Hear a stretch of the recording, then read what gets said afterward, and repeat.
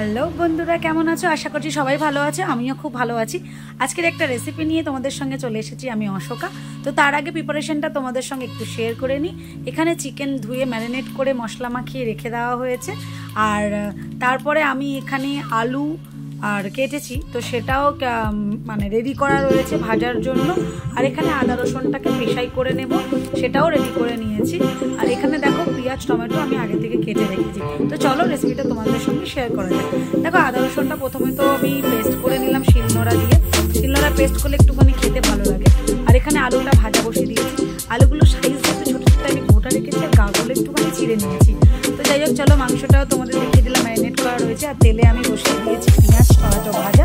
একটু ভাজাটা brown brown হলে তারপর আমি একে একে সেখানে দেবো। এখানে আমি যেমন দেখো আদা রসুন পেস্টটা আগে তুলে দিলাম, একটু নাড়িয়ে নিলাম, গন্ধ বেরোবে আদা রসুনের কাঁচা গন্ধ। আর ওই যে মশলা মাখিয়ে রাখা ম্যারিনেট করা চিকেনটা দিয়ে দিলাম এর মধ্যে।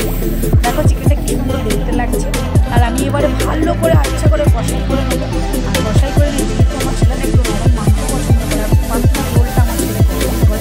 তাই আমি কড়াইতে ভালো করে কষাই করে সেটা প্রেশার কুকারে দিই।